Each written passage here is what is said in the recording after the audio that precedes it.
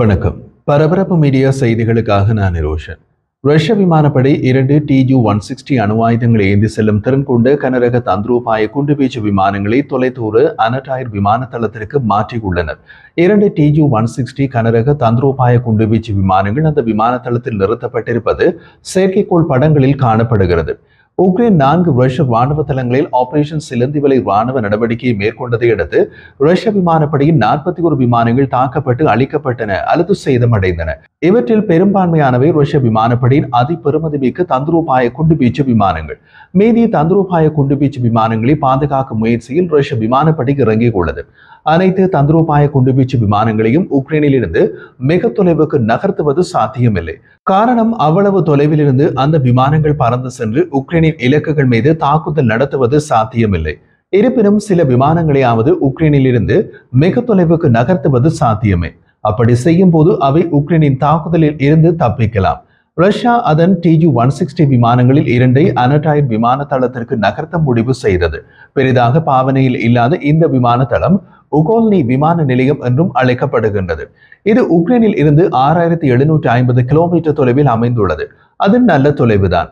ஆனால் ரஷ்யாவின் அந்த அனடாயர் விமான தளம் அமெரிக்காவில் இருந்து சுமார் வரும் 660 கிலோமீட்டர் தொலைவில் உள்ளது. ரஷ்யா தனது உண்மையான மதிப்புமிக்க குண்டுவீச்சு விமானங்களை உக்ரைனிய ஆளற்ற விமானங்களின் சாத்தியமான தாக்குதல்களில் இருந்து இந்த வழியில் மறைக்க முயற்சிக்கிறது என்பது தெளிவாகிறது. இந்த விமானங்களை மறைக்க இது ஒரு நல்ல இடமாக இருக்கலாம். ஏனெனில் உக்ரைனால் இந்த விமான தளத்தை அணுக முடியாது. அதற்கு காரணம் அனடாயர் விமான தளத்தின் தனித்தன்மை என்னவென்றால் இந்த விமான தளத்தை அணுக சாலை ஏதும் கிடையாது. அவ்வளவு தொலைவில் ஆள் நடமாட்டமற்ற பகுதியில் உள்ளது அந்த அனடாயர் விமான தளம். விமான தளத்திற்கு செல்ல சாலை இல்லாததால் ஆளற்ற விமானங்களை கொண்ட ஒரு ட்ரக் அதை அடைய முடியாது. இந்த விமான தளத்தின் தளவாடங்கள் விமான போக்குவரத்து மற்றும் சில சந்தர்ப்பங்களில் கடல் கப்பல் மூலம் வழங்கப்படுகின்றன. இந்த விமான தளத்திற்கு சாலை அமைப்பது என்றால் அதன் வேலை அடுத்த நூற்றாண்டில் தான் முடியும் என்று நிபுணர்கள் முன்பு மதிப்பிட்டனர். அவ்வளவு தொலைவுக்கு ஆள் நடமாட்டமற்ற பகுதிகளுக்கு அப்பால் உள்ளது அந்த விமான தளம். இப்போது நீங்கள் திரையில் பார்ப்பது சமூக வலைத்தளம் எக்ஸில் ரஷ்யர்கள் இந்த தொலைதூர விமான தளத்திற்கு Tu-160 வகையிலான 2 தந்திரோபாய குண்டுவீச்சு விமானங்களை நிறுத்தி வைத்திருப்பதை காட்டும் புதிய செயற்கைக்கோள் படம்.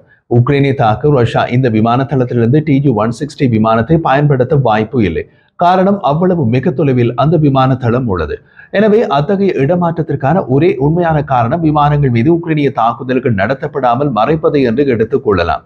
இது ரஷ்ய கடற்படையின் கருங்கடல் கப்பல் தொகுதியின் போர்க்கப்பல்களின் நிலைக்கு ஒப்பானது. உக்ரைனின் ஆளற்ற கப்பல்களின் தாக்குதல் அச்சுறுத்தல்கள் காரணமாக ரஷ்ய கடற்படையின் கருங்கடல் கப்பல் தொகுதியின் போர்க்கப்பல்கள் கருங்கடலுக்கு வராமல் தமது தளங்களில் முடங்கியுள்ளன. அதை வேறு விதமாக கூறினால் ரஷ்ய கடற்படையின் கருங்கடல் கப்பல் தொகுதியின் போர்க்கப்பல்கள் உக்ரைன் போரில் இருந்து இப்போது அகற்றப்பட்டு விட்டன.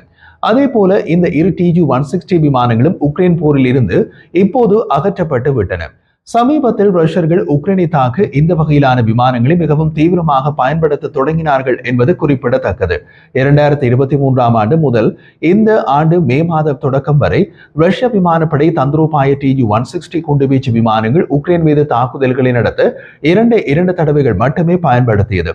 அதே நேரத்தில் இந்த ஆண்டு மே மாத நடுப்பகுதியில் இருந்து உக்ரைன் மீது தாக்குதல் நடத்த ரஷ்யர்கள் 4 தடவைகள் தங்கள் Tu-160 விமானங்களை வானில் பறக்க விட்டனர். 1.5 ஆண்டுகளில் 2 தடவைகள் மட்டுமே தாக்குதலுக்கு பயன்படுத்தப்பட்ட Tu-160 விமானங்கள் 2 வாரங்களில் 4 தடவைகள் தாக்குதல் நடத்த அனுப்பப்பட்டது. ரஷ்யாவில் இப்போதும் தயாரிப்பில் உள்ள ஒரே ஒரு கனமான குண்டுவீச்சு விமானம் இது மட்டும்தான். ரஷ்யாவின் தூரக்கிழக்கு பகுதிகளில் சுகோட்கா தீபகற்பத்தின் கடுமையான நிலப்பரப்புக்கு மத்தியில் அனடாயர் விமான தளம் அமைந்துள்ளது. அனடாயர் விமான தளம் அமெரிக்காவுக்கு எதிரான சோவியத் பாதுகாப்பு வலையமைப்பின் ஒரு பகுதியாக பனிப்போரின் போது நிறுவப்பட்டது. இந்த தளம் ரஷ்யாவின் மத்திய பகுதிகளில் இருந்து தனிமைப்படுத்தப்பட்டுள்ளது. இந்த தனிமைப்படுத்தல் ஒரு தளவாட சவாலாக இருந்தாலும் இப்போது ரஷ்ய விமானங்களை மறைத்து வைக்க ஒரு தளமாக மாறியுள்ளது. சோவியத் சகாப்தத்தில் அலாஸ்காவில் அமெரிக்க ராணுவ நடவடிக்கைகளை கண்காணிக்கும் பணியில் ஈடுபட்ட தந்திரோபாய குண்டுவீச்சு விமானங்கள் மற்றும் உளவு விமானங்களுக்கான தளமாக அனடாயர் செயல்பட்டது. அனடாயர் என்பது ஒரு தற்காலிக மறைவிடம் மட்டுமல்ல, இந்த தளம் ஆர்டிக்கை கட்டிப்படுத்தும் ரஷ்யாவின் ஆற்றலின் ஒரு முக்கிய அங்கம்.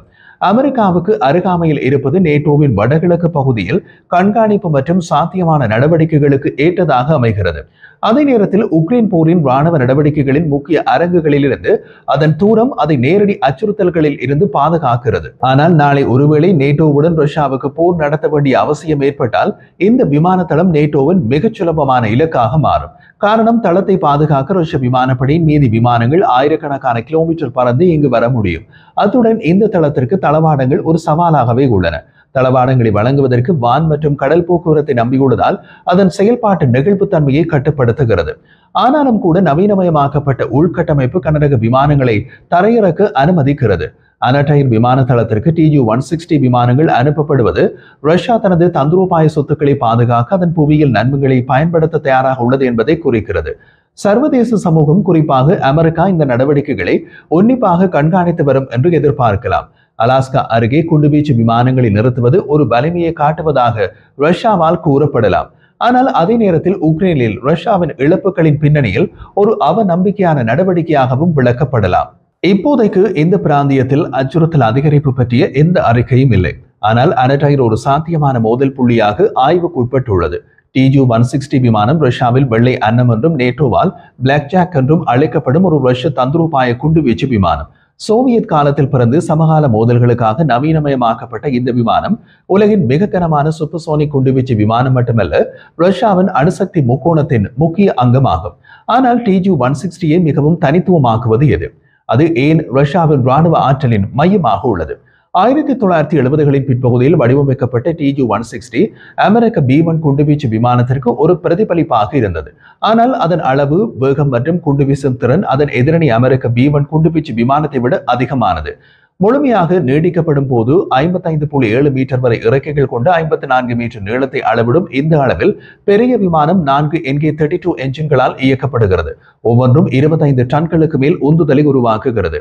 4 என்ஜின்கள் விமானம் M2.2ஐ விட சூப்பர்சோனிக் வேகத்தை அடைய உதவுகிறது. இருப்பினும் இந்த விமானம் பொதுவாக M1.5 வேகத்தில் பறந்து எரிபொருளை சேமிக்கிறது மற்றும் அதன் பறத்தல் வரம்பை நீடிக்கிறது. TU-160 விமானத்தை மற்ற விமானங்களில் இருந்து வேறுபடுத்துவது என்னவென்றால் அதன் மாறி வடிவியல் இறக்கைகளின் நெகிழ்வுத்தன்மையுடன் இணைந்து பெரிய அளவிலான ஆயுதங்களை எடுத்துச் செல்லும் திறன். அதன் இறக்கைகள் 20 முதல் 65 டிகிரி வரை சரிக்கப்படக்கூடியவை. இது அதிவேக பறத்தல் மற்றும் எரிபொருள் திறன் கொண்ட நீண்ட தூர பயணங்களுக்கு செயல்திறனை மேம்படுத்துகிறது. இந்த விமானம் 2 உள் ஆயுத விரிகுடாக்களை வைத்திருக்கிறது. ஒவ்வொன்றும் 22.5 டன் வரை வெடிப்பொருட்களை சுமந்து செல்லும் திறன் கொண்டது. அந்த வகையில் இது உலகின் மிக ஆபத்தான குண்டுவீச்சு விமானங்களில் ஒன்று. TU-160 ஆயுத களஞ்சியத்தில் உள்ள மிக முக்கியமான ஆயுதங்களில் KH-55SM குரூஸ் ஏவுகணைகள் மற்றும் அவற்றின் நவீனமயமாக்கப்பட்ட பதிப்பான KH-555 ஆகியவை அடங்கும். 2500 கிலோமீட்டர் வரையிலான வரம்பை கொண்ட இந்த ஏவுகணைகள் எதிரி வான் பாதுகாப்பு மண்டலங்களுக்குள் நுழையாமல் பாதுகாப்பான தூரத்திலிருந்து விமானத்தை தாக்க அனுமதிக்கின்றன. KH-55SM அணு ஆயுதங்களுக்காக வடிவமைக்கப்பட்டுள்ளது. அதே நேரத்தில் KH-555 துல்லியமான தாக்குதல்களுக்கான வழக்கமான வெடிப்பொருட்களை பயன்படுத்துகிறது. அணுசக்தி பயணங்களுக்கு TU-160 KH-101இன் அணு ஆயுத மாறுபாடான KH-102ஐயும் கொண்டு செல்ல முடியும். கூடுதலாக இந்த விமானம் ஹைப்பர்சோனிக் KH-47M2 கின்சால் ஏவுகணையை ஏவும் திறன் கொண்டது. குறைவாகவே பயன்படுத்தப்பட்டாலும் இந்த ஏவுகணை TU-160 நவீன போர் நிலைமைகளுக்கு ஏற்றவாறு மாற்றியமைக்கும் திறனை அடிக்கோடிட்டு காட்டுகிறது. ஏவுகணைகளுக்கு அப்பால் குண்டுவீச்சு விமானம் பல்வேறு வகையான சுதந்திரமாக விழும் குண்டுகளை சுமந்து செல்ல முடியும். இதில் KAB-1500 போன்ற வழிகாட்டப்பட்ட வெடிப்பொருட்கள் அடங்கும். இவை தரையடி சுரங்கங்கள் அல்லது கட்டளை மையங்கள் போன்ற பலப்படுத்தப்பட்ட இலக்குகளை அளிக்க வடிவமைக்கப்பட்டுள்ளன. இந்த பல்துறை திறன் TU-160 பல்வேறு போர் சூழ்தளங்களுக்கு ஏற்ப தந்திரோபாய மற்றும் தந்திரோபாய பாத்திரங்களை செய்ய அனுமதிக்கிறது. உதாரணமாக, உக்ரைன் மோதலின் சூழலில் TU-160 நீண்ட தூரத்திலிருந்து குரூஸ் ஏவுகணைகளை ஏவுவதற்கு பயன்படுத்தப்படுகிறது. இது விமானிகளுக்கும் விமானத்திற்கும் ஆபத்தை குறைக்கிறது. இவ்வளவு முக்கியத்துவம் மற்றும் செயல்திறன் உள்ள ஒரு விமானம் உக்ரைனின் $2000 மதிப்புள்ள ஆளற்ற விமானத்தை பார்த்து பயந்து ஆயிரக்கணக்கான கிலோமீட்டருக்கு அப்பால் மறைந்திருப்பது எதை குறிக்கிறது? நவீன போரின் மாற்றத்தையா அல்லது எப்படியான பலம் வாய்ந்த விமானமும் அச்சுறுத்தலில் இருந்து தப்ப முடியாது என்பதையா?